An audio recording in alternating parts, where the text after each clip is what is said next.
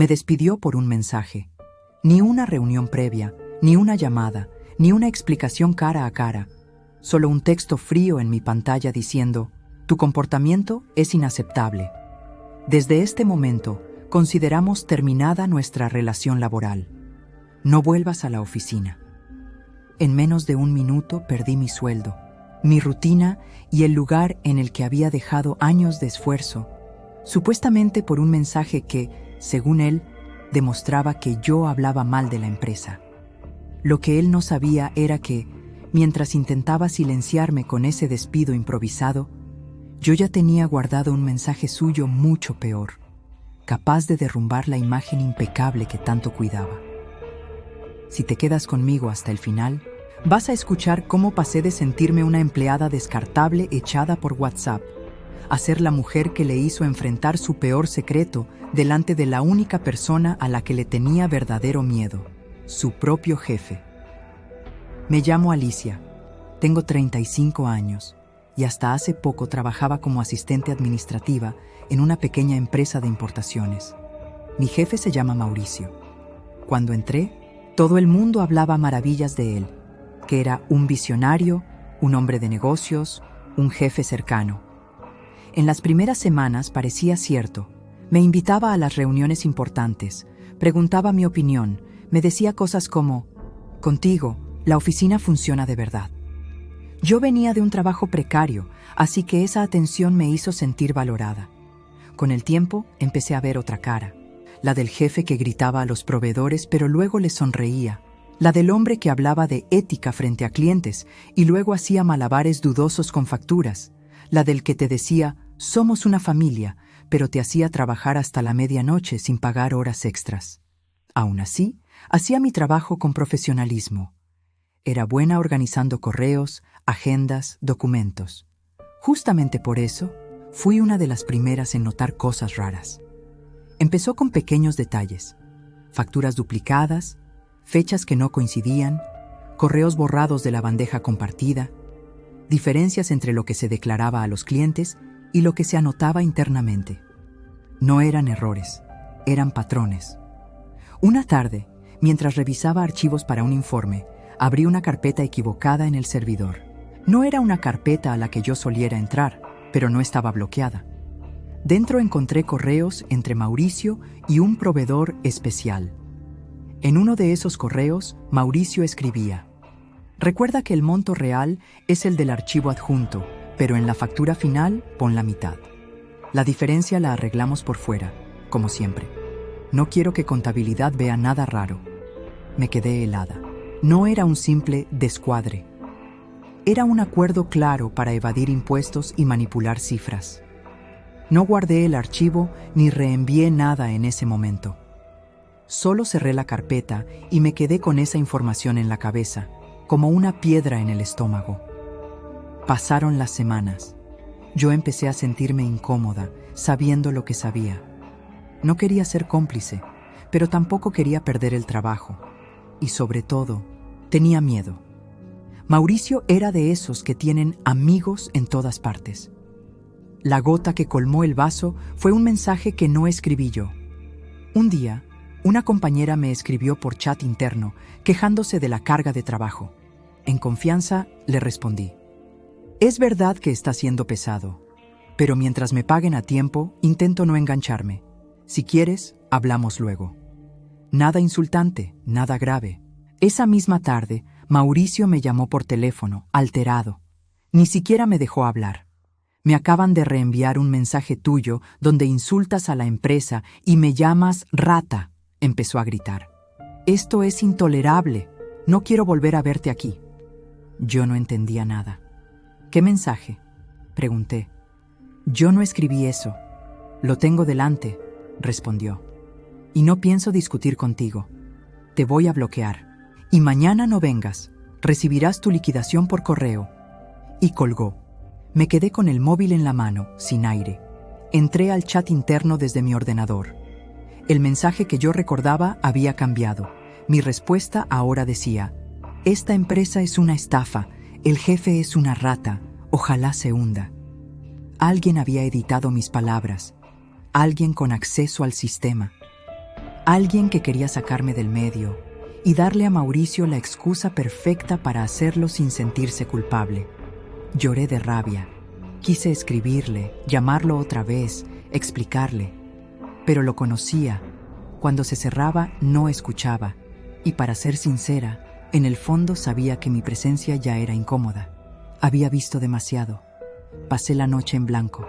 Entre la impotencia y el miedo, hubo un momento en que recordé algo importante. Aquel correo que había visto semanas atrás en la carpeta equivocada. Aquel mensaje donde él explicaba, con lujo de detalles, cómo quería que se falsificaran las facturas.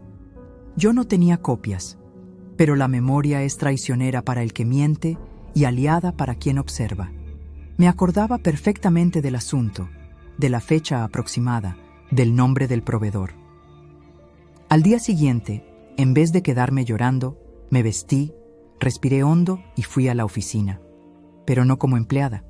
Llegué antes de que abrieran al público y entré mientras aún había poca gente. El guardia me conocía, no me detuvo.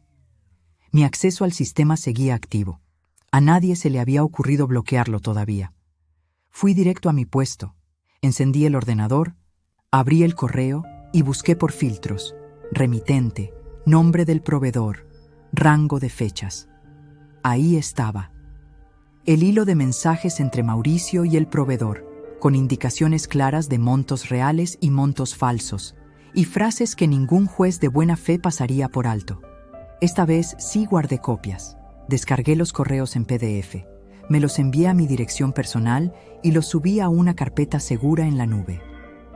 No toqué nada más. Cerré sesión, recogí mis pocas cosas y me fui sin que nadie me viera. Tenía en mis manos lo que Mauricio jamás imaginó que yo tendría, la prueba de su peor secreto. Podría haber ido directamente a denunciarlo a las autoridades, y créeme, esa idea me tentaba. Pero quería hacerlo de una forma que no solo fuera legalmente correcta, sino también estratégicamente impecable. Pedí cita con un abogado laboral. Le conté todo: el despido por mensaje manipulado, el acceso al sistema, los correos de fraude.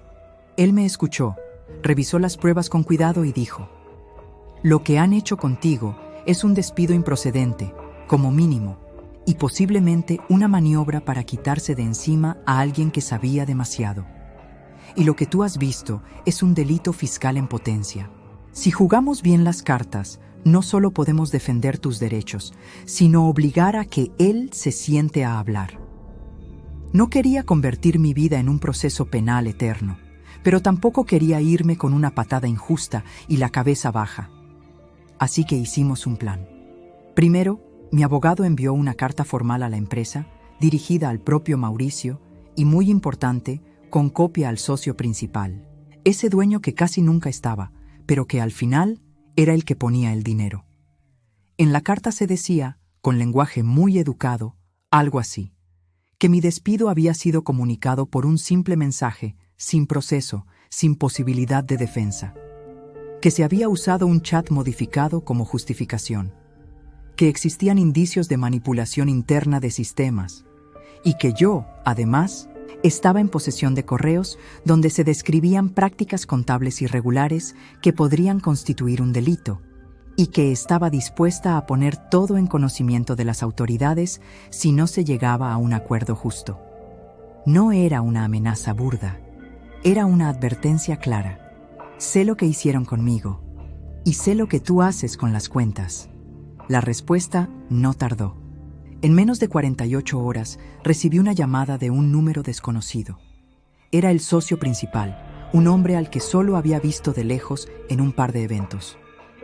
«Alicia, soy Ricardo», dijo. «He leído la carta. Quiero que vengas a hablar conmigo, solo conmigo, hoy.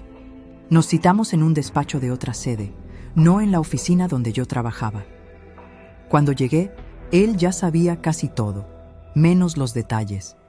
«Quiero que me enseñes lo que tienes», me dijo, directo. Saqué mi carpeta, abrí mi portátil, conecté a la pantalla y le mostré los correos, uno por uno. Le señalé fechas, montos, instrucciones de Mauricio. Observé cómo se le tensaba la mandíbula. «¿Estás segura de que esto no lo tocaste tú?», preguntó buscando confirmar. Absolutamente, respondí. Solo descargué copias. Si pide a TI el registro del servidor, verá que estos correos están intactos en su origen. Yo no creé nada. Luego le conté del mensaje manipulado que usaron para despedirme, de cómo, casualmente, pasó todo justo después de que yo empezara a notar cosas raras. Ricardo se recostó en la silla y se quedó en silencio. Alicia, dijo al fin, lo que has traído aquí puede costarle mucho a la empresa y a Mauricio.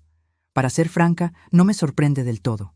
Había cosas que no me cuadraban, pero no tenía pruebas. Yo lo miré, sin victimizarme. No estoy aquí para arruinar la empresa, dije. Estoy aquí porque él arruinó mi trabajo con una mentira y porque no quiero que siga haciendo con otros lo que hizo conmigo. Quiero lo que me corresponde legalmente, sí.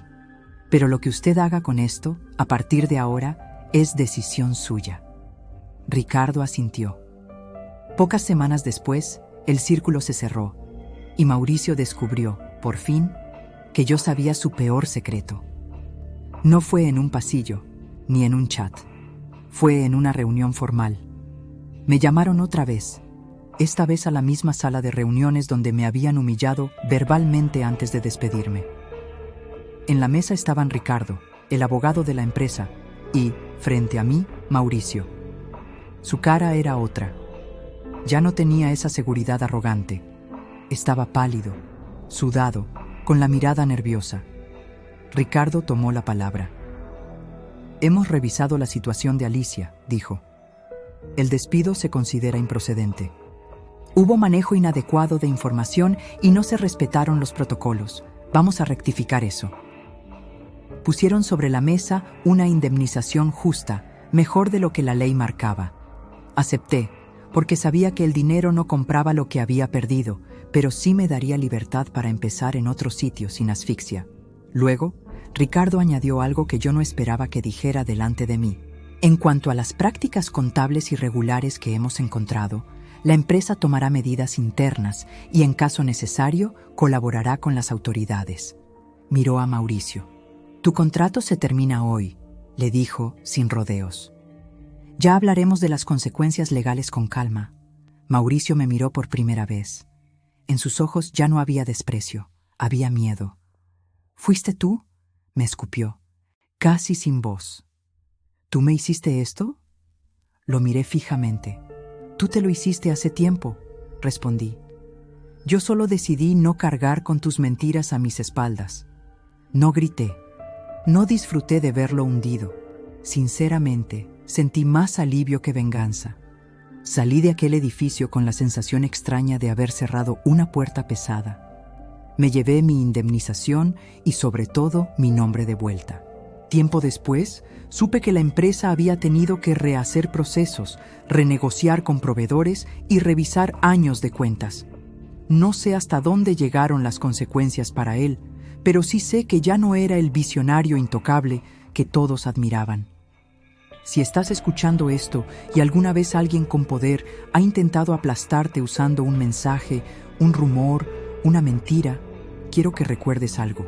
No siempre tendrás en tus manos el peor secreto de esa persona, pero casi siempre tienes más poder del que crees cuando decides dejar de callar y documentas. A mí me despidieron por un mensaje que manipularon. Y fue precisamente un mensaje, uno que no estaba destinado a mí, pero que vi, lo que demostró quién era realmente el que merecía estar fuera. No hizo falta gritar, ni vengarme a golpes bajos. Solo hizo falta dejar claro que yo sabía la verdad y que estaba dispuesta a usarla de forma inteligente.